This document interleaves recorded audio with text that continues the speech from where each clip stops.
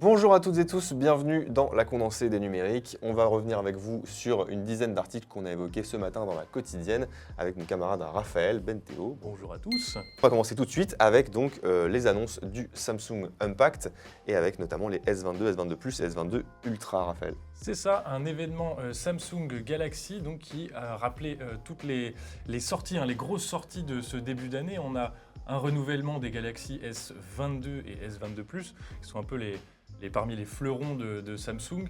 Alors au niveau design, peu de changements par rapport au Galaxy S21. On a évidemment un nouveau processeur, une nouvelle puce Exynos qui est de la partie pour une plus grande puissance et de meilleures performances.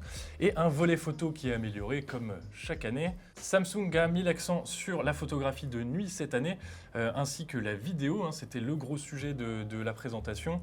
La vidéo de nuit, c'est vraiment un des modules compliqués pour la photographie au smartphone, qui doit gérer les basses lumières, c'est vraiment compliqué.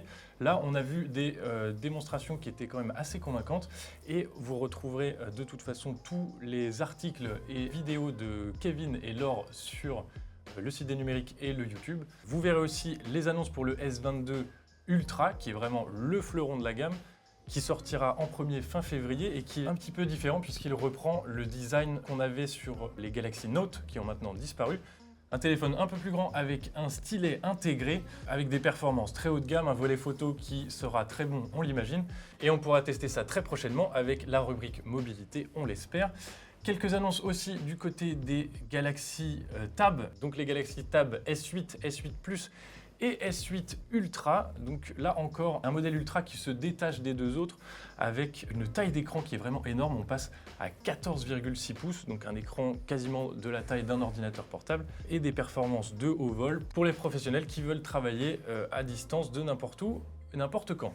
On va enchaîner directement avec nos amis de Gamecult qui ont publié un récap des annonces Nintendo qui sont parus hier avec beaucoup de jeux à la clé pour la Switch notamment. Et effectivement, c'était hier soir le Nintendo Direct, donc nos camarades de Gamecult et notamment Pouillot ont suivi ça de très près, avec beaucoup d'annonces. Alors on va pas pouvoir revenir sur tout dans cette condensée, on en a parlé ce matin et vous pouvez aller voir donc l'article de Gamecult sur le sujet.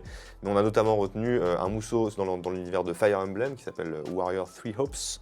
On a également le grand retour très attendu de Mario Strikers, donc le jeu évidemment de football de Nintendo avec les personnages de l'univers de Mario, qui sortira le 10 juin 2022. On attend également beaucoup de Switch Sport, l'héritier de Wii Sport. Vous savez, Wii Sport, c'était ce jeu qui était vendu avec la console, la Nintendo Wii, à son lancement. Et donc, vous pouvez retrouver ce jeu qui est un peu un party game qui permet de s'amuser avec ses amis en local quand vous recevez des gens chez vous. On a aussi une annonce très attendue sur Xenoblade Chronicles 3 qui sortira contre toute attente dès septembre 2022. On a eu des nouvelles du prochain jeu Kirby, mais surtout, on a eu des nouvelles de Mario Kart avec pas moins de 48 nouveaux circuits qui vont arriver d'ici fin 2023 et une première salve déjà calée au 18 mars 2022. Ça sera donc sous forme d'une espèce de DLC qui sera à 24,99 € en plus évidemment du jeu d'origine et qui sera également offert aux abonnés du pack additionnel du Switch Online. On retourne chez les numériques avec un article sur le QD OLED de Sony, le Bravia A95K que Tanguy a étudié de très près. Et oui, notre collègue Tanguy qui a pu se frotter au nouveau-né de la gamme Bravia, donc avec une technologie inédite, le QD OLED qui avait été annoncé au CES. Alors, cette technologie devrait apporter logiquement des nouveautés intéressantes en termes de saturation, de contraste et de luminosité. Alors, on vous conseille de lire l'article de Tanguy pour avoir tous les détails techniques. Mais globalement, ça devrait être très bien sur le papier, même si Tanguy n'a pas pu tester vraiment tout ce qu'il voulait. C'était assez rapide. Alors, il en sort avec une petite déception de ce rendez-vous, mais on espère que les tests seront plus concluants à l'avenir et il pourra tester ça sous toutes les coutures très prochainement. Autre article, autre collègue, nos camarades Romain Chaland et Mathieu Chartier sont allés enquêter sur une vente aux enchères qui s'est déroulée à la fois dans le métavers et sur l'île Saint-Louis à Paris, une vente aux enchères un petit peu particulière puisqu'on y vendait des NFT. L'article est à découvrir sur le site des numériques depuis ce matin. Vous y découvrirez des ventes de cathédrales sur Mars et vous verrez surtout que vendre des NFT dans le métavers, c'est pas chose aisée puisque c'est notamment Mathieu Chartier qui s'est rendu lui-même dans le métavers, si on peut s'exprimer ainsi. Et vous verrez que le métavers, pour l'instant, il n'a pas une tronche extraordinaire. On est sur une espèce de Second Life de seconde zone, quelque part. Et surtout, beaucoup de confusion, aussi bien pour les clients de la vente aux enchères que pour les organisateurs. Vous verrez, c'est à la fois très drôle et en même temps, on apprend énormément de choses sur ce phénomène que sont les NFT, qui pour le moment n'ont pas forcément des usages qui sont très affirmés, mais qui pourraient dans le futur devenir incontournables. Et on enchaîne avec le géant Amazon qui aurait, selon certains groupes de recherche, perçu près de 5 milliards de dollars de subventions à travers le monde.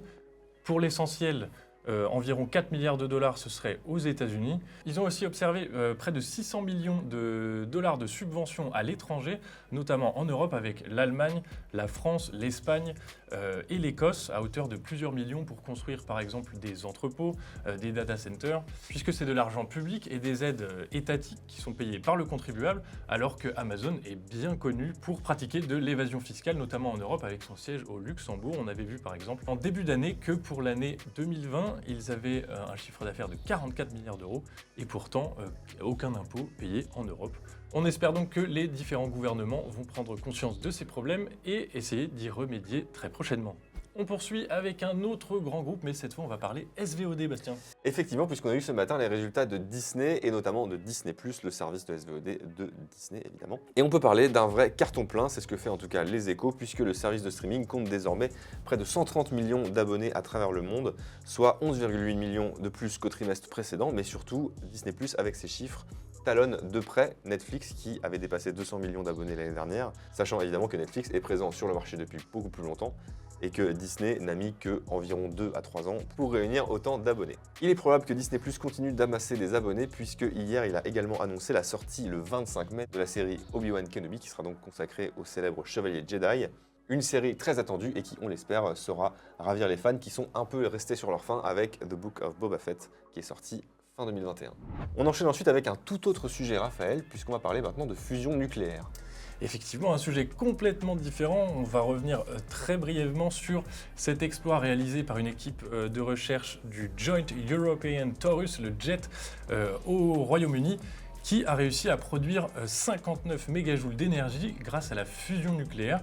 Donc un record qui aurait été battu par cette équipe et qui annonce de belles promesses pour cette technologie d'avenir qu'est la fusion, qui devrait apporter, on l'espère, une énergie plus propre, quasiment infinie, même si on ne devrait pas voir les résultats commerciaux avant les années 2050, voire 2060.